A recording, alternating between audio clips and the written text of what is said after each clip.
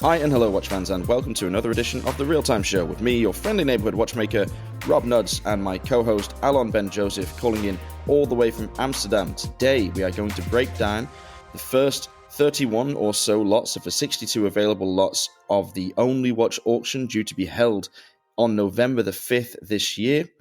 It's a big show, Alon. We've got a lot to talk about, so how about we jump straight in? Welcome to the airwaves. How are you doing? I am doing very well. Hope you are too. I'm super excited to record these episodes because you and I kicked off the real-time show on the first week of November by doing the similar thing for the GPHG nominations. So let's get going. But before we do, Rob, please tell our dear listeners what Only Watch is and where they can find these watches that we're actually going to discuss. Because I've learned from our listeners, they love to scroll down in real time while they're listening to our podcast and see visually what we're discussing. Okay, so the Only Watch project, the Only Project as they call it, is a charity auction held every 2 years to raise funds for the research into Duchenne muscular dystrophy. It is hosted in Monaco by the Prince Albert II of Monaco himself, because he's a patron of that charity, because he has a personal connection to it. His son suffers from Duchenne muscular dystrophy. And so every 2 years, a host of brands, and there's not really a huge list of criteria. You have to be a good established brand, I guess, but like a host of brands donate piece uniques to this auction, and they are auctioned by Christie's. This year, like I said, it will take place on the 5th of November, and they raise an incredible amount of money for the research into this devastating condition. So, a great event. It draws a lot of attention. It gives brands the opportunity to flex their creative muscles. And for us as watch fans, it's always a great moment every 2 years. It's for a very serious cause, of course, but we do enjoy it. And that's exactly as they intend us to receive it. So, Only Watch this year, you can find the Only Watch collection by going to onlywatch.com. Click on the 2023 collection link on the menu, and you will see all 62 lots. Now, not all of them have been unveiled yet. I think we're probably in a situation where 60 of the 62 have been unveiled, but I think Patek Philippe and Recep Recepi, the man behind Acrivia, are yet to show exactly what they'll be offering, but we have plenty to get through. So, yeah, Alon, like we said off air, if we spend a couple of minutes on each, that'll take us to 2 episodes. So we need to be pretty swift and concise in our analysis of these pieces, but you know how we are. We'll probably rabbit on a little bit. There was a soft theme introduced by Only Watch to the brands that wanted to donate their watches and their piece unique, which makes it amazing. And for you listening, you can actually purchase them. So on the 5th of November, you can participate in the auction that Christie's is going to host in Geneva. And the logo for this year is a bit of a rainbow themed thing. So a lot of the watches we're going to see are rainbow themed. And it's important to know that because that was the soft instructions by the organization. Yeah, that's a good point, because like in recent years, they've had a more strict or stringent color scheme, should we say. I think the last one was like an orange and yellow, and we saw a lot of tequila sunrise dials or attempts at that. But this time the rainbow, I mean, yeah, some of the brands have really taken the rainbow to heart, and fair play to them for embracing the concept fully, but others have really just kind of used it as an excuse to do whatever color they want. And yeah, we'll get to that, I'm sure.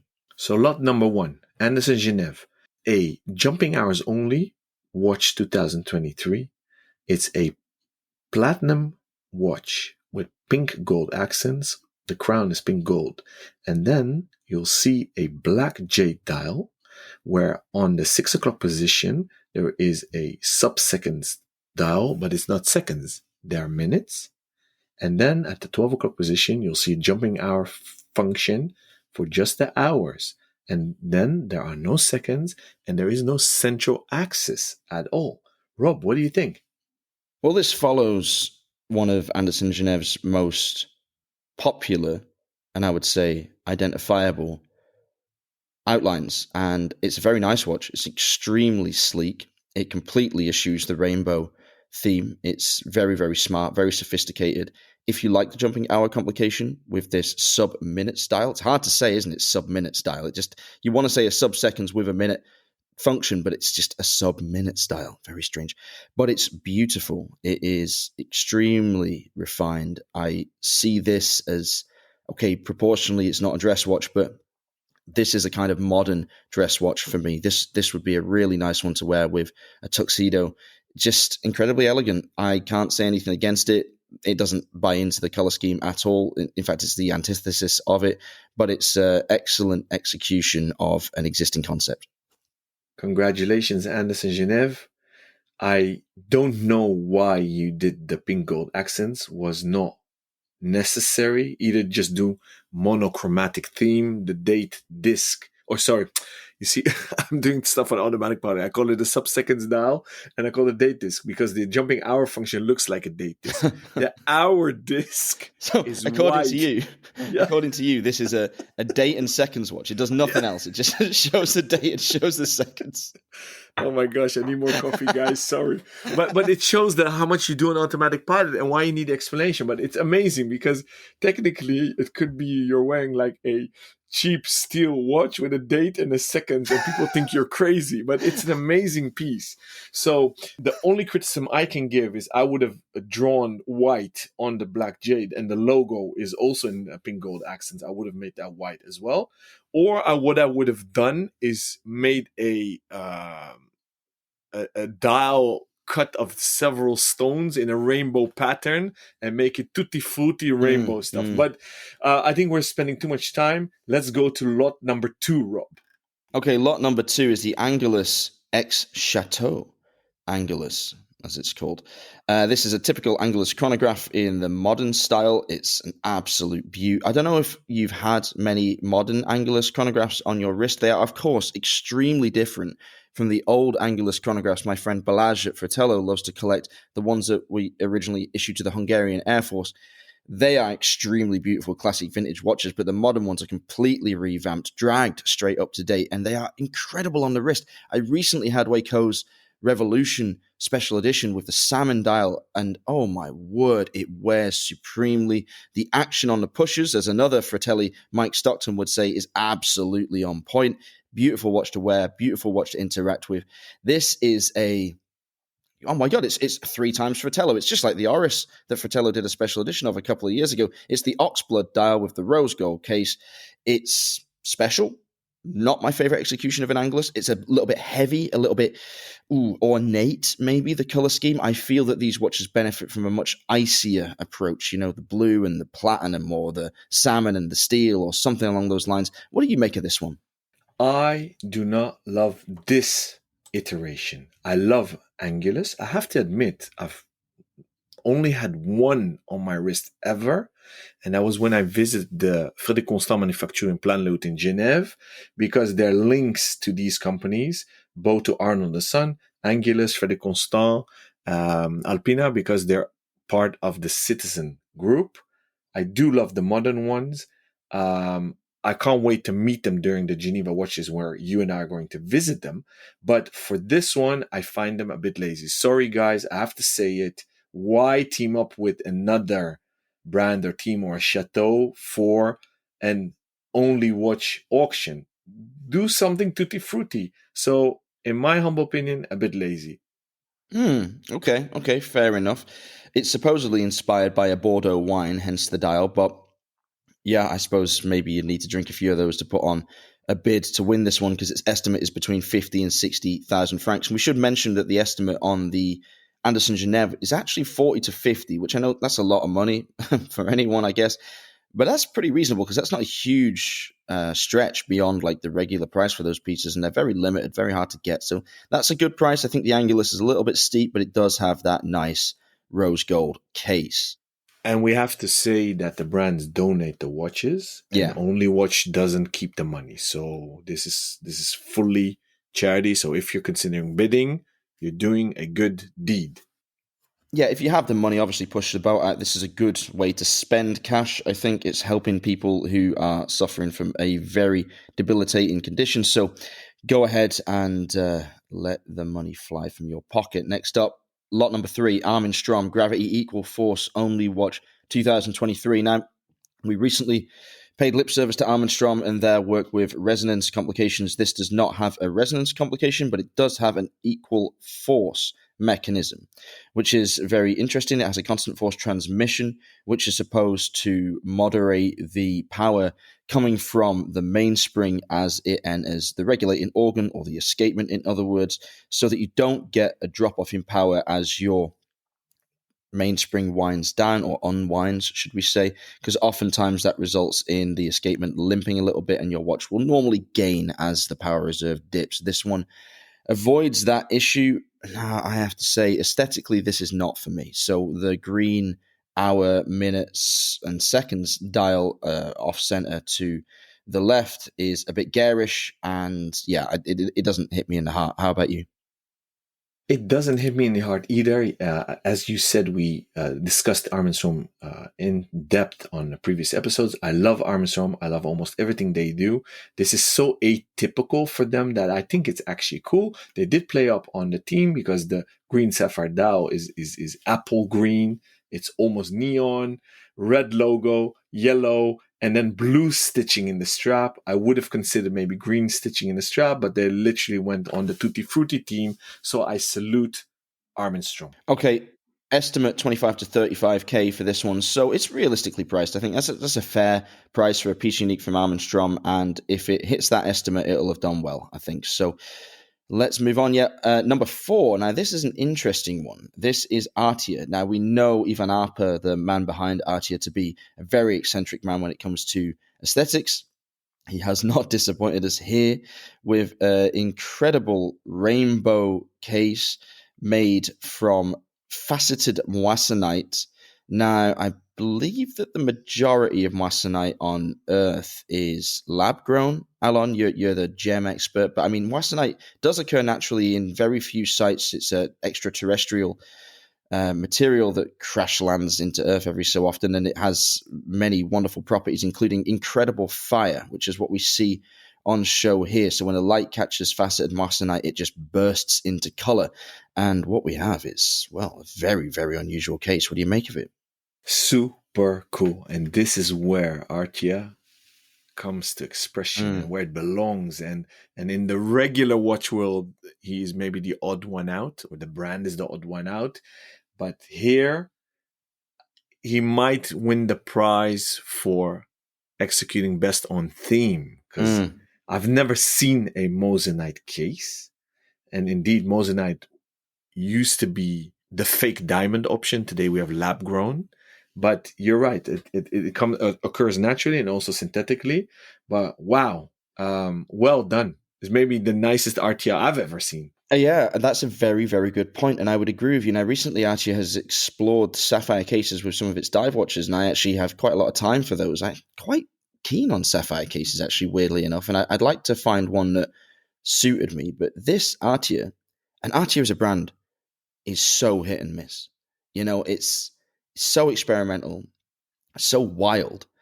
I don't think it's possible to love everything that the brand does aesthetically. Maybe it is. Maybe there are some people that are exactly keyed into Ivan's wavelength. But I think what's great about it is that when it hits the mark, there's just nothing like it. And as you said, talk about a theme. Like, he smashed the theme out of the park here. This could easily be the best effort to meet with Only Watches 2023 theme. Estimate of 40 to 50,000. I think it'll breeze past it. I just want to add, I even regret the fact that he's using this as an only watch or pièce unique. I really hope he would take this into production, because if you're talking about an estimate of 40 to 50K for this, if you're considering the other ones in this price bracket, ladies and gents, give Artia the chance, because this could be an amazing piece in your collection. I think he should add this. So maybe he could bring it into regular production by not using pink gold hands, because otherwise he doesn't have many options to make versions of this piece unique. But congratulations. I'll just do a normal dial. Yeah, but this is spectacular. Yeah, well, I love the case. I mean, I don't need the open work as well, to be honest. I'd be quite happy to see this with just a plain flat old dial and central hands, you know, so there's options. Maybe a TRTS collab in the making. Okay, next lot. Wow, that'd be stretching the network's funds, I'm sure. But okay. By the way, if you do want to join the Real Time Show network, then please do get in touch. That's our WhatsApp community. You just have to contact us via one of the usual channels, and we will add you to the group. We have 70 of our most ardent listeners in there right now, and it is absolutely jumping. Conversations every day about all things watchmaking and all things to do with tractors, bizarrely, because we have an obsession with tractors and cars. Okay, Atelier de Chronometrie. Rob, I want to ask you, Lot 5, Atelier de Chronométrie, is a brand that I don't know much about. I've been admiring them from afar. Gives me Patek vibes, 9050 Patek's vibes. They're very high end, steep prices. I regret the fact that it seems that for Lot 5, they use a render for the website to publish only watch, because it seems like a very interesting watch. 18 karat gray gold case, and then a two-tone sandwich dial from 18 karat rose gold. But what do you know about Atelier de Chronométrie? Because the estimate is 50 to 70K, Rob. Yeah, not enough is the answer. I don't know enough about the brand at all. I've seen them. They've sort of floated by me, and I haven't really stopped to pay much attention to them because the designs, while very classic and elegant, are a bit generic in my opinion. And this grey gold case, that intrigues me. I love that. The sound of that is brilliant. The rose gold dial, the rose gold hands, very beautiful. Very, very, very, very smart watch. You know, what can I say? It looks great. Is it 50 to 70? Well, yeah, probably it will garner that because I'm sure there's plenty of people that know a lot more about the brand than we do, and I'm sure they'd love to own this piece unique. But for me, with the watches that we've already reviewed, I mean, up until this point, it's the Anderson Genève or the Artia for me, and neither one has as higher estimate as Atelier de Chronometrie. So what about you? What do you think? Yeah, so I read the caliber is theirs. I need to do the research. Let's invite them on the show. Let's pause for now. I see that dial is completely handmade, so I love what they do. And I hope they'll, until the 5th of November, upload actual pictures of the actual watch that's being made probably right now. So let's move to Lot 6. Lot 6, well, what to say about this? This is an Audemars Piguet Royal Oak self-winding flying tourbillon open-worked only watch edition. It is a white ceramic case and bracelet with a blue-toned movement, completely open work. Got a lovely little tourbillon sitting down there at 6 o'clock. It's a nice execution of a tourbillon. As people know, it's not my favorite complication, but this is about as tasteful as AP seems to be able to manage it these days. Estimate 300 to 350. It's an absolute stellar price for a piece that will no doubt command it. I am underwhelmed. And we don't need to say anything. This is for the Royal Oak fanboys. Guys, I hope you create a bidding war, pissing contest. I want to see this past the 1 million mark. Swiss francs. Will we reach it, Rob? Oh, well, it's a bold claim, but it is not impossible because those pissing contests do go on quite some distance. Okay, let's make a wager, Rob. Let's make a wager. Let's wage 100 euros. I say we'll pass the 1 million mark on this watch, and I'll donate to the same foundation, Only Watch supports. So will you take me up on that offer? Yeah, sure. For 100 euros and Lot 6, I guess by the time we finish this, it could have our bids could have escalated. So we are on the hook for $1,000.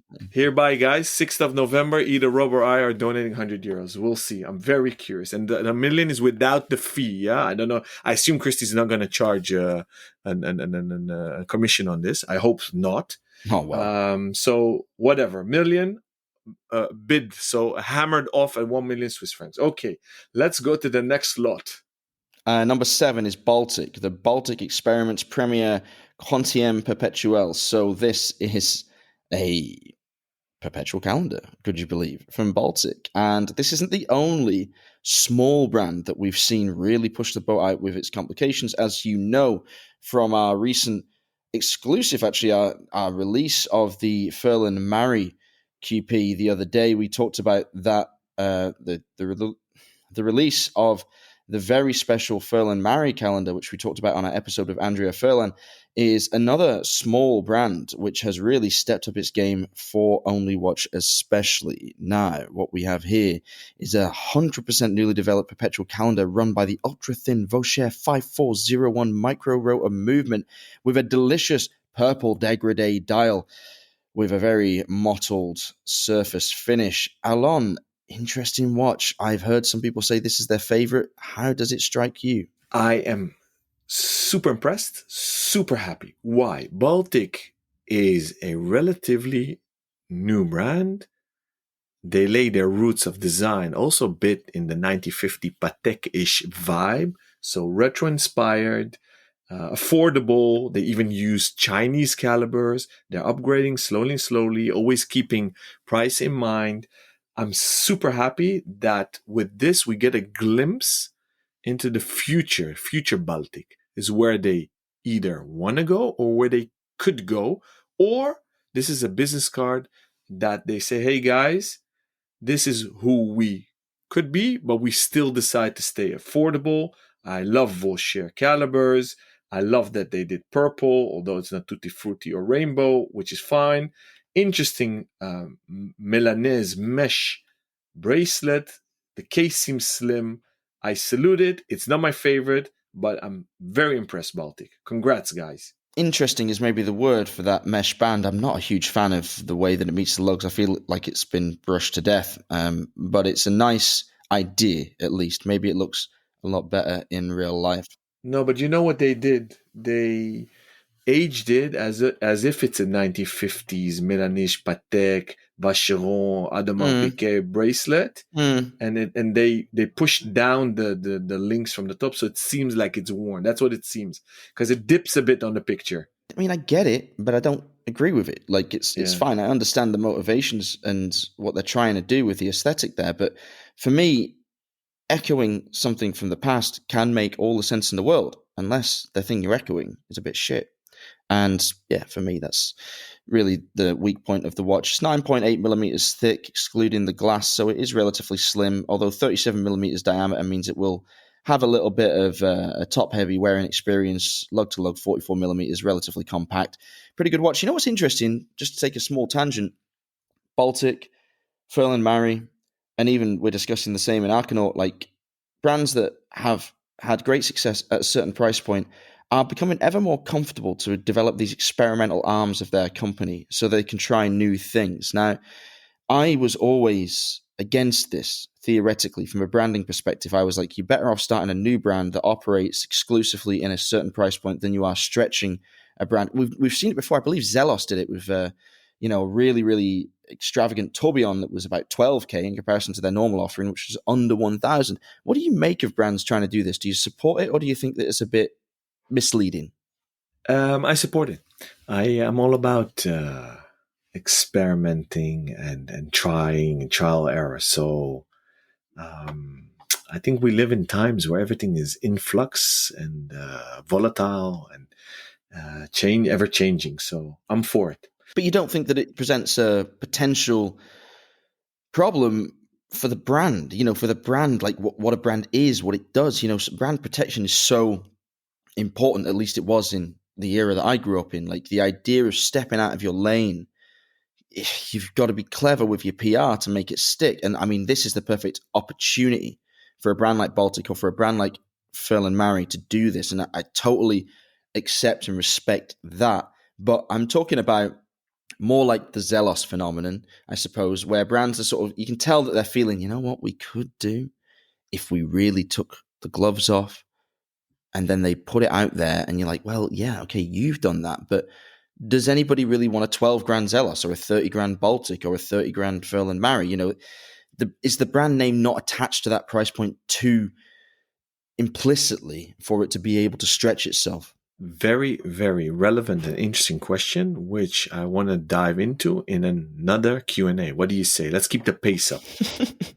Yeah, all right. Good point. Okay, lot number 8, Barbier Muller Mosaic 2, a brand I've never heard of in my life, a watch that reminds me of a series of Piagets that debuted, I believe, in 2015, if memory serves, with enameled cases that spill out from the dial onto the exterior of the watch.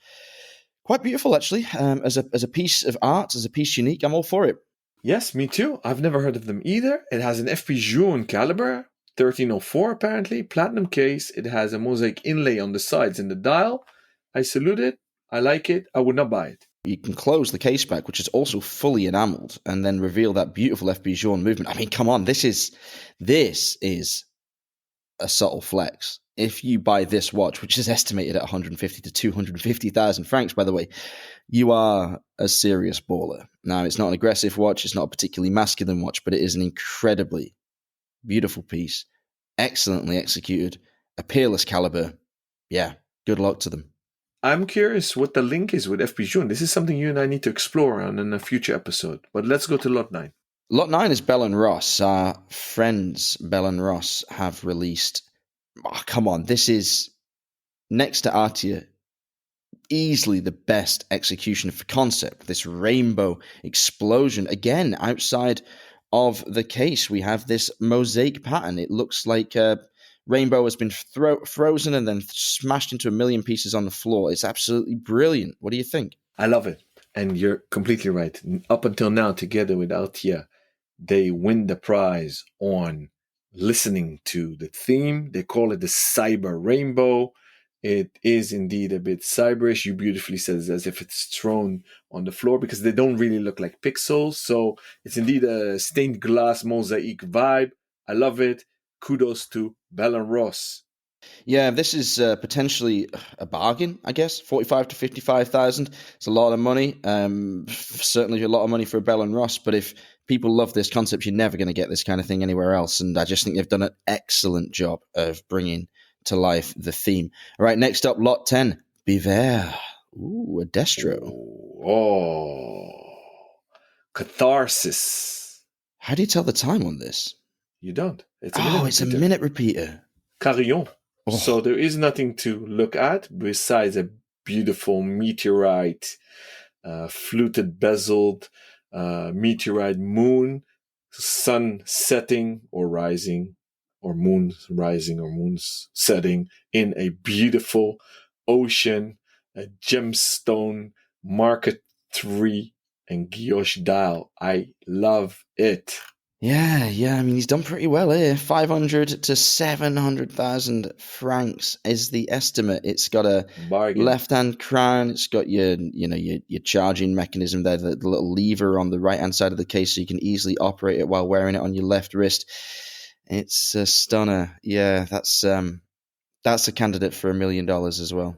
Yes, this will go through 1 million, and I hope a lady buys it. Not because it has gemstones, because it's 42 millimeters titanium. It's for a badass lady. I tell you what, the movement's a fucking treat as well. So I was going to try not to swear them, but forget it. Like, it's absolutely awesome. It's got a bit of a Grunefeld vibe to it, a bit of a Speak Marin vibe to it. It's a nice one, Now, if Biver had launched with this, I think we'd be talking slightly differently about the JCB brand. But we're going to get Pierre on the airwaves soon, aren't we? And have a chat with him about it. Maybe get Jean-Claude back on too, our first ever guest. And we could try and line him up for the 100th episode. We're approaching it apace. Yeah. And it's a lefty too. Yeah. The minute repeater, spring or gong or pusher is on the right. Not even positioned in the middle. I can't criticize this piece. It's exactly what you should be doing for Only Watch. I think it's great. Well, let's just contrast that with the next lot 11 from Blancpain, 50,000 70th Anniversary Act 1. Okay, so as many of you may know, 1953 was a seminal year in watchmaking. It was the year that dive watches first emerged on the market. There is some contention as to which was first commercially available. I believe in the latter category, Blancpain does own the title, but I think, let me think, the Submariner was 53, and so was the Zodiac Seawolf, I guess. They're the three that really vie for that title. But I think the 50 Fathoms was likely the first commercially available dive watch in the world. Might not be true. We'll never really know for sure, and the brands will argue about it till they're blue in the face. And talking about being blue in the face, that's all this 50 Fathoms has to offer. Dull as dishwater, Alan. Yes. Shame on you, Blancpain. I mean, on 1 or 2 weeks ago's episode, we discussed Breguet and therefore also Blancpain being part of the Swatch Group. We criticized the lack of maybe even respect for the Blancpain Type 20. Breguet Type 20. Blancpain, we discussed also They could have done better. This is laziness on their behalf. I'm also disappointed in the value they are donating. They should have gone full guns blazing. I want a grand complication. Blancpain has them, knows how to make them. I want a minute repeater, tourbillon, perpetual calendar, rattrapant donated. Dudes, guys, what's going on? Blancpain is one of the richest watch companies in the industry. Shame on you, Blancpain. Yeah, you know what it is? It's entirely self-serving. They're using this as a platform for their 70th anniversary launch of 50 Fathoms, and it's pretty naughty, really. I mean, this is a brand that has the Villaret line within it and has exceptional artisans in-house, extremely talented micro painters, the ability to create métier d'art that is, rivaled maybe only by Vacheron or Piaget or someone like that. And this is a missed opportunity with a rainbow color scheme. Come on, guys. Come on. Tut, tut, tut. All right, leave it where it is. No, that's not leave it. Again, I'm actually pissed off. And I'm getting fired up now. This is not okay. You're right. If this is a platform for their 50 Fathom 70th anniversary, fine. It's okay. It is also a marketing tool as well. Yes, it's about charity. It's about giving back to those less fortunate and helping out. Fine. And it's also marketing. Then freaking make a one-off 50 Fathoms fully packed with all complications that don't make sense in a diver's watch. But this is not okay. They should have donated 100 of these watches. Wow. That is what we come to the Real-Time Show for. No bullshit, except for this Blancpain. Tut, tut, tut. 20 to 30,000 francs. I mean, the price says it all. I mean, who cares? It's freaking steel, not even platinum. It's a piss take, yeah. No, this is offending. I hope they made a mistake. So, Blancpain, thanks for sponsoring the Real-Time Show. We really appreciate your patronage. All right, next up, Lot 12, Boucheron. It's a beautiful item of jewelry. Not much else to say about it, really. 35 to 45K estimate. Pricey, but it is what it is. It's like a jeweled bangle. Yeah, I'll leave that one where it is. Well, I don't. I'm also pissed off here. I'm getting now. I'm in. Blancpain pissed me off now. Boucheron, thank you for participating. Good on you. Why the hell didn't you make the bangle, the bracelet, which are black spinels? And spinels come in all different colors. Freaking make a tutti frutti bracelet. Why black and white? And I have a feeling they had this lying around. Nobody wanted to buy it. They're like, oh, what should we do it? Oh, let's donate it to Only Watch. Yeah, guys, come on. You could have done better. I mean, you made a fully gemstone watch. Go tutti frutti on this. Man, I am going to listen back to this episode just to hear you say tutti frutti about 50 times. It's absolutely amazing. Please don't stop. I love it. It's wonderful. You're absolutely right. This could have been stunning if they'd really made an effort or thought for maybe 4 seconds about the concept. But hey, at least it's powered by an exceptional handmade. It's a Quartz ETA E01.701/ Shame on you. H3. Yeah. Fuck. Shame on you. All right, next up, Bovet. Rose gold, classic Bovet case. Bright pink fuchsia dial. It's a lot, but okay. So it seems like a watch geared to ladies, and I only say this because of the strap. Because a man can rock that beautiful dial, but... but it's 42 millimeters, so it's another for a rock-like lady. But then again, also, why not with a smaller wrist? Now that we're looking at this, you and I discussed this during the GPHG episodes that we should get Bovet on because we're not getting their vibe. For our dear listeners, we did reach out to the head of marketing there, who is a dear friend of mine, Keith. And Keith is a stand-up guy. We're working on it. We're trying to find a date. We weren't lucky, but we said we'd do it, and we're still working on it. So thank you, Bovet, for donating. Good on you.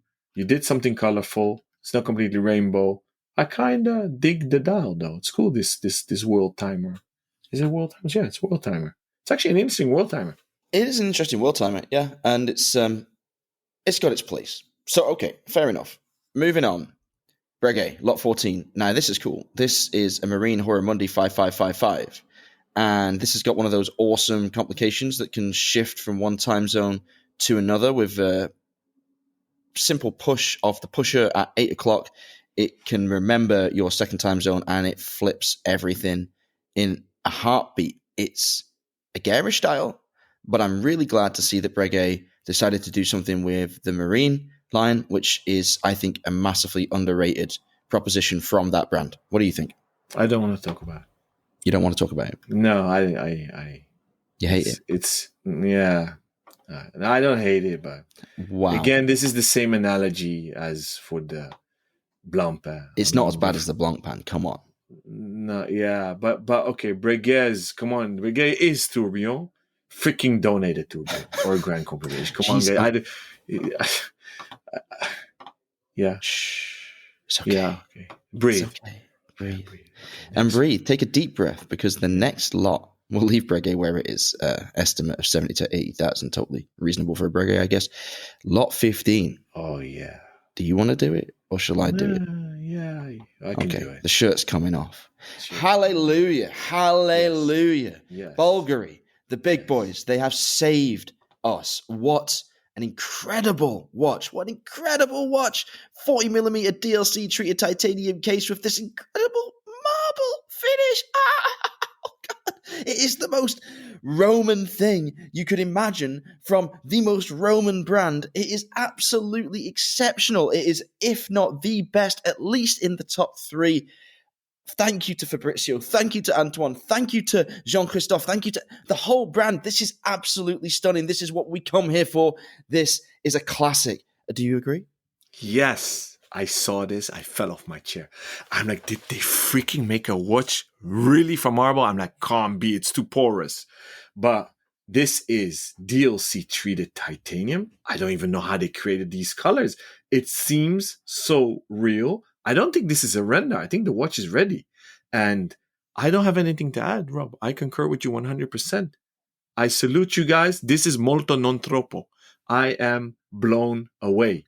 Yeah, this is next level stuff. This is what we expect. This is the kind of experimentation that just makes our hearts sing. So if you go onto the page of this Bulgari watch, lot 15 on the Only Watch website, you can find it by going to onlywatch.com/Bulgari. That's Bulgari with a U in this instance.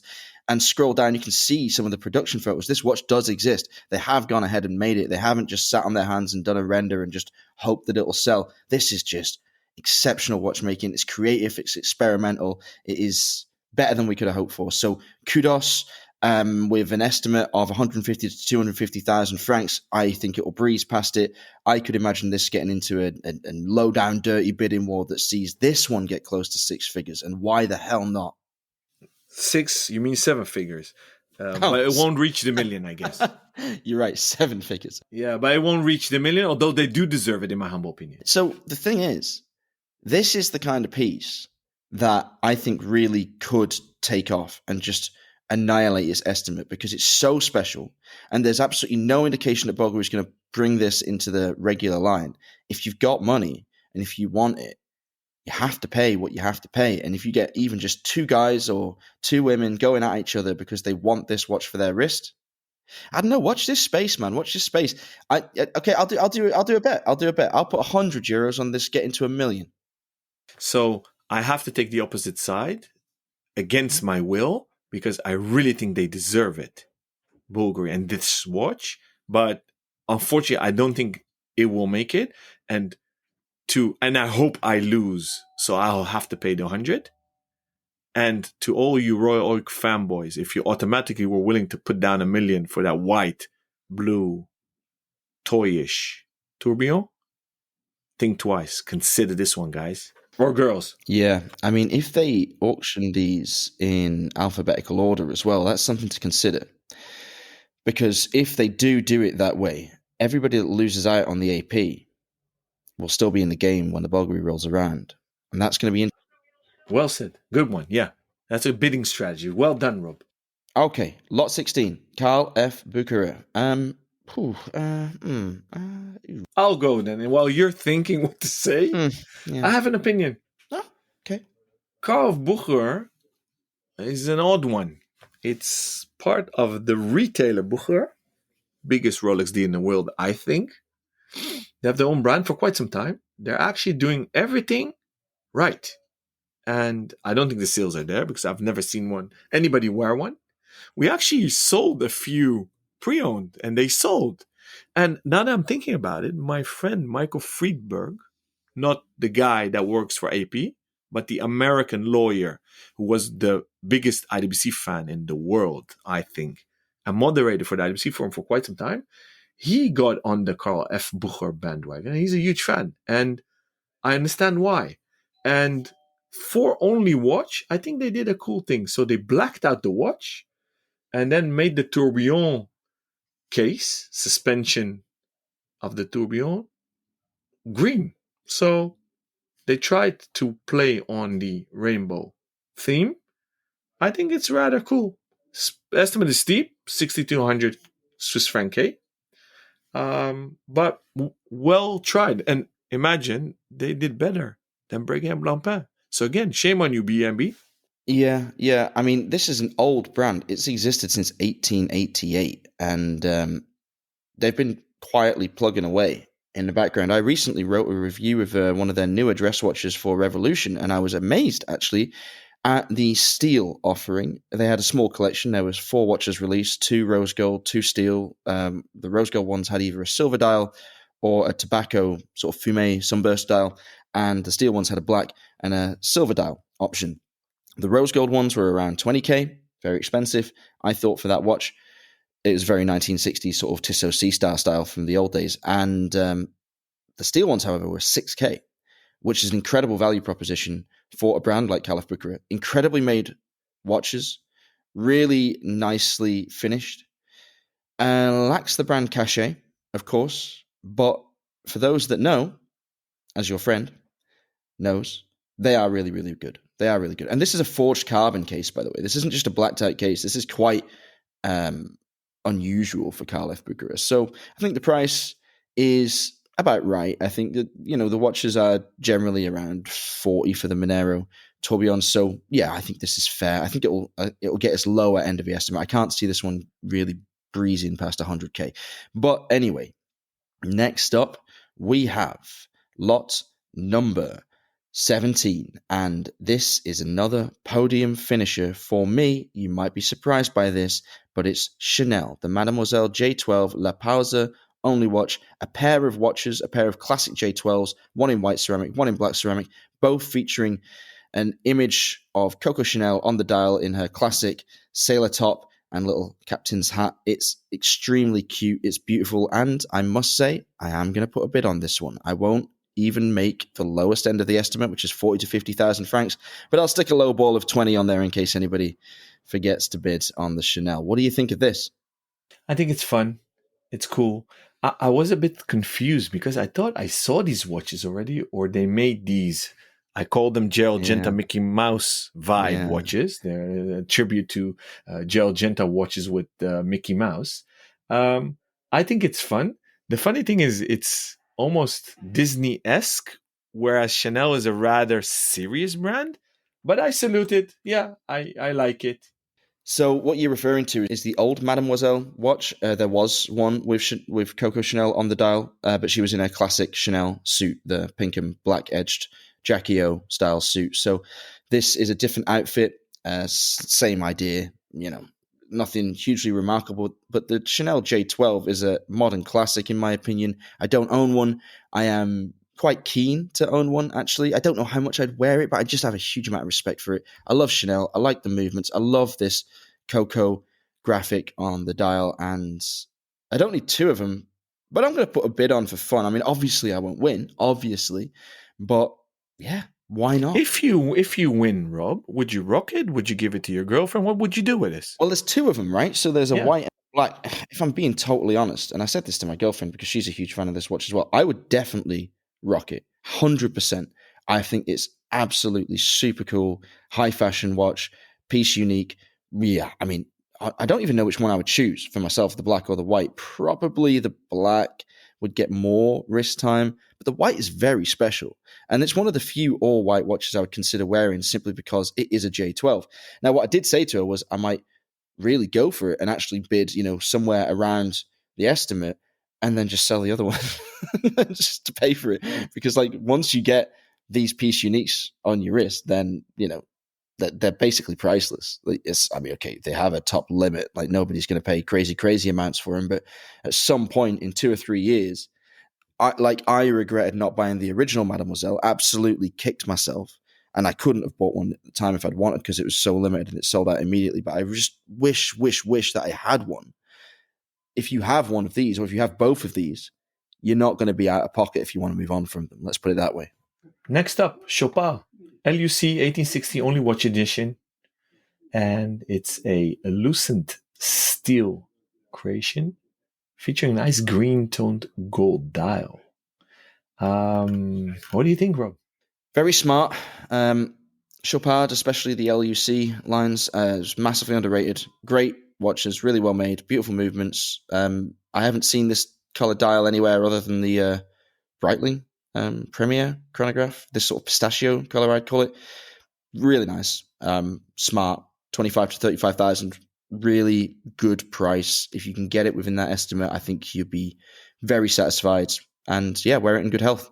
I don't have much to add. I know they made this watch with a Tumio together with our friend Waco for Revo. I would have liked them to upgrade this one to the Turbio. Would have been cooler, but I do love LUC and I love this watch. So yeah, you can't go wrong. Estimate only 25 to 35. So good luck bidding. Next up. Next up is our good friends at Chapek. Chapek Genève Place Vendôme Complicité Courage every second. It is quite a sight, actually. Yeah, quite impressive. Very much so. And I want to go first because you are an amazing Chapek fan. I am too, less than you. I'm happy they actually didn't go for an Antarctique. So that's my first thing that popped into my head. And then the second thing is, this is maybe the most elegant rainbow execution in watchmaking I've ever seen. Because rainbow usually becomes either gimmicky or pop culture-ish. And this is done very elegantly. It's almost timeless, I would say. And the first vibe I got, it's an enamel technique, but maybe you can tell me more about what the technique is, Rob. Well, it certainly looks to be, and it is a very elegant execution. And I think that Chapek has, as you said, made a great decision to eschew the possibility of a limited Antarctique because, well, they probably just don't have enough to spare because they're still hotly demanded.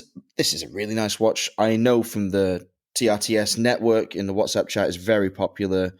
A lot of existing Chapek owners are salivating at the prospect of adding this to their collection, and with an estimate of 80 to 100, it'll kick that around the car park. Surely this one will get up to $250,000, I would have thought, don't you?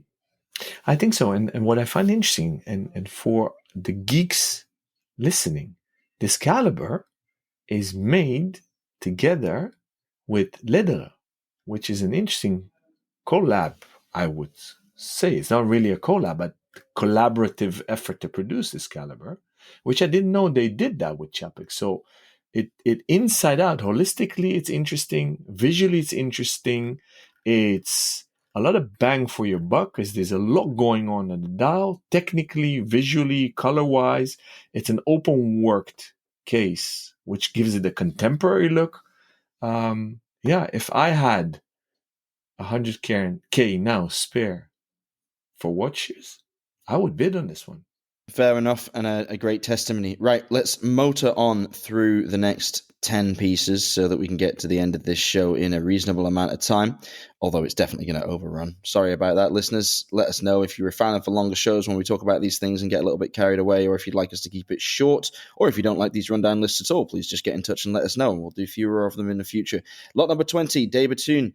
I mean, this is fucking awesome. What to say? It is. So, Dreamwatch, we've discussed it in length because of the surge of argon that's called Space One today.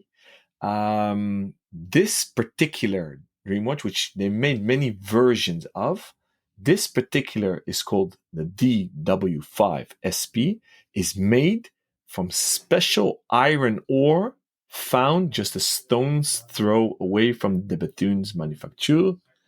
I have nothing to add. If you like this watch, jump on it, guys. Estimate 220 to 270 francs. Do I think it's worth it? Yes. Fully in agreement. I think it's incredible. I think it's maybe the best ever execution of a Dreamwatch. It is the most Flight of the Navigator style thing I could imagine, made from iron ore that looks basically like it's fallen out of space at some point. And it's got a beautiful blue cabochon on the crown, which is much nicer than the red cabochon that sometimes features. It's a really surprisingly subtle take. And yeah, excellent. 220 to 270 francs. Easy peasy. Next up, we have lot number 21, and that is from FP Jaune. Chronomètre bleu furtif. I don't know why it spoke to me. It's the color of the case and integrated bracelet. I love that FP Jaune has gold calibers. And the tantalum looks darker than normal because the case and bracelet are made of tantalum. It seemed a mirrored blue dial, and then the numbers and the minute track seems to be laser etched onto it, and then a orange seconds hand. So as TRTS, how can we not like this? Rob, I have nothing to discount on this watch. Estimate 200 to 400, big range.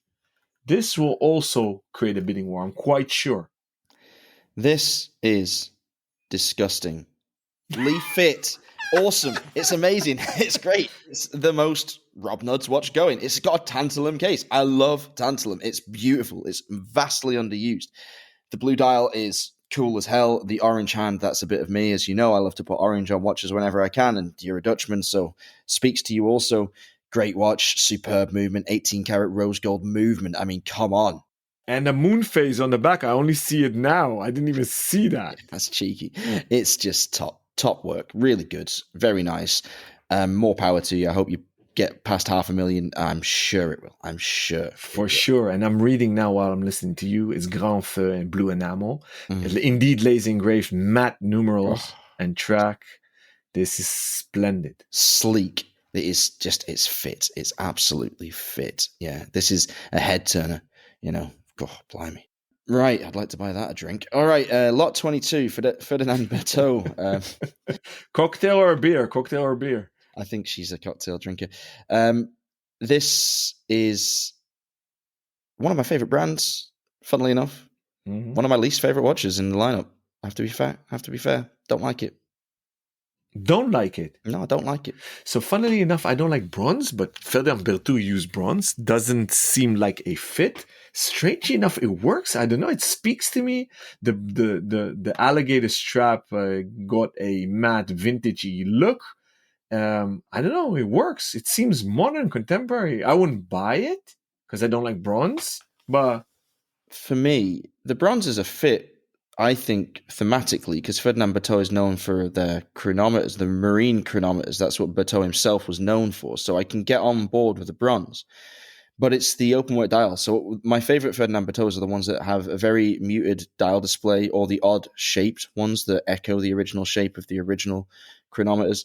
But yeah, I like it when they keep all the party in the back. You know, there's some really nice Berthaud watches that have like a tourbillon just hidden away, just behind the dial, like no messing around, no extravagance on the face. And for me, that's where the brand really excels. This is, just a bit out there for me. Some guys will love it, and the bronze case I think is cool. But yeah, not for me. Next up, lot 23, for Frederic Constant and Christian van der Klein. Now we get a real brand-on-brand collab, and two of our closest friends, really, in the industry. What do you think of this one? You must love it. So you and I are maybe not allowed to say who is our personal winner, because we have to wait till the next episode and run through all 62. I'm not there yet. I didn't make my top 3 or top 5. But when I saw this, I knew this was coming. I have to be honest. But I didn't see the design. And I love Christian van der Klauw. Full disclaimer, I'm an official dealer, exclusive in Amsterdam, and there is an Ace collab coming as well. Very close to both Pim, knew Mr. van der Klauw personally, and also the previous owners, Maria and Daniel Reintjes. I have little to criticize Van der Klauw about, only that they are stuck in the 80s vibe with their cases. Calibers are amazing. The complications are amazing. And then suddenly you'll see the Planetarium, which is epic, with a tourbillon, which is never done before, if I recollect correctly, in a modern case. So for me, this is super winner. And the storytelling is also amazing because Pim van der Klauw comes from Christian van der Klauw. So this is almost a salute, a thank you, a tribute. Amazing. And this is also a testimony to when you see egos are not at play and you only think in opportunities and synergy, then you get stuff like this. Nicely said. Really nicely said. Moving on, lot number 24, Ferl and Mary. We've talked about this at length. This is a secular perpetual calendar, which is an incredible complication, which will run for much longer than any of our tickers will, that's for sure. So great work by Andrea and his team. And yeah, I think that this one will hit its estimate of 20 to 30,000. It's a pretty conservative estimate, really, for a watch so unique. It will surpass it. It will surpass it for sure. And listen to the episode. Rob did an amazing interview with Andreas Furlan. If you don't know who Dominique Renault is, just Google Renault and Papy. I did not hear about Julien Tixier, but I read about him and what they did and the case they made. Amazing. This is amazing. And this is really a low estimate. Yeah, this is, God, I hesitate to say affordable, but it's within reach maybe, if you are a huge fan of what they're doing. Okay, let's just buzz through this next one. Gerald Genta, Only Watch 2023. It's got Mickey Mouse on the dial. It's got a truly octagonal case. It's got Step Deco-esque lugs. It's got a date at 3 o'clock in a font that is almost as offensive as Comic Sans. It's, it's a sack of shite, really, but it's 350,000 to 500,000 francs if you want to wear that on your wrist. So fair play to you if you do. It's a baller choice, but not for me. Alon? I want to salute Jean Arnaud. He's one of the 5 kids of the richest man and the leader of LVMH. Bulgari bought the Gerald Genta brand in the 80s from the Hourglass because LVMH bought Bulgari. They own the brand. Bulgari let it rest quite some time in the freezer. A few years ago, we saw a few Genta designs being revived. Not with the co-signed dials Bulgari Gerald Genta, but Jean Arnaud, and we've discussed him and his work on air a couple of times, and I saluted him because he seems the most passionate about watchmaking from the 5 kids, including Papa. He is basically reviving Gerald Genta as a separate brand. And this is the first watch. So he used the Only Watch as a podium, a stage to do so.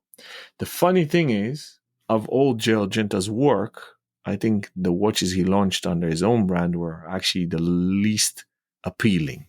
Yep. Did Jean Arnaud do a good job? I do think so. Why? Disney is hot. Mickey Mouse is hot. You'll see it in fashion. You'll see it everywhere. So that's what the Arnauds do well. They understand the pulse of trends and fashion and what's hot, and that he did well. It's a natural fit with Gerald Genta. The case he chose, I think it's fun. He had to go with a jumping hour and a retrograde minutes hand, which he did.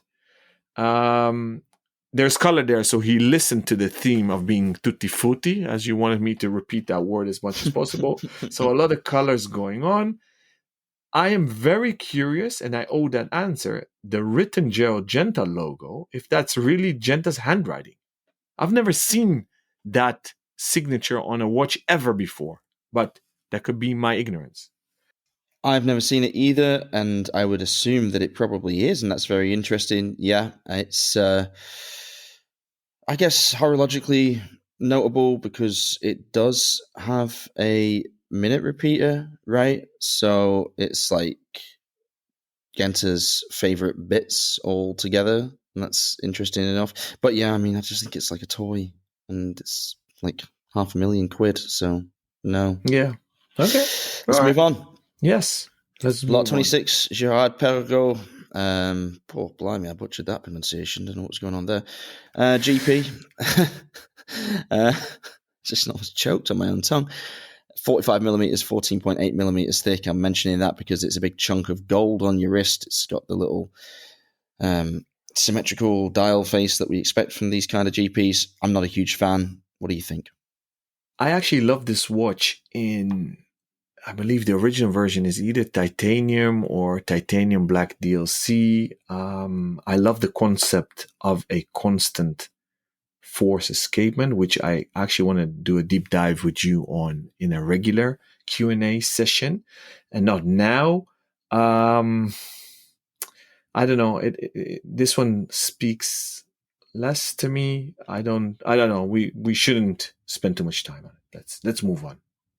Okay. Lot 27, Grunefeld, your boys, your countrymen, Yeah. Bart and Tim, 1941 Principia Mandala. It's bold, embraces the theme. Low estimate, 55 to 65,000 for one of these. I think that'll fly off the shelves. What do you think? I'm quite sure it will fly off the shelves. I love what they did. They could have just done every hour marker in a different color, and then you had your Tutti Frutti rainbow effect. But they pushed the envelope. They are really lacking time. Their waiting lists, I believe, are up to 2022. So they could have opted for the easy way out, just do a little dial color, and then that's it. But no, they pushed the envelope. Super cool. I salute them. I salute this watch. Well done, boys. Next up is Lot 28, and we don't know exactly what form this is going to take, but I'm close to dying of excitement. It's H. Moser and MB&F collaborating Again on the Streamliner Pandemonium. Oh my god. Yeah. Fun, light, cool, gonna be epic. Jeez. Will it smash the 300 to 400 estimate, do you think? Oh, I can't see this fetching anything less than $500,000. I mean, it's a streamlined as a start with one of the modern classics. It's got MB&F attached to it. The Panda is absolutely iconic for the brand and so cute.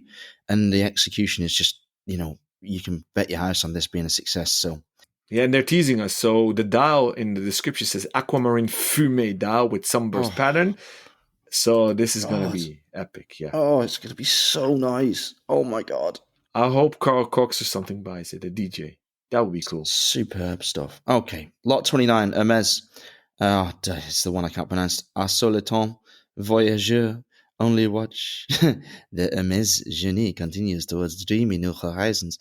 Okay. Well, actually, pretty cool. It's a popular watch. They embrace the colorway of this year. I'm not sure that the hour and minute subdial really vibes with the Tutti Frutti style of the City Disc. But yeah, but they steered the ship straight again by doing the same color on the strap, and they did well. And what are the best watch straps in the world? Obviously Hermes. I've worn many of them on my Parmigiani.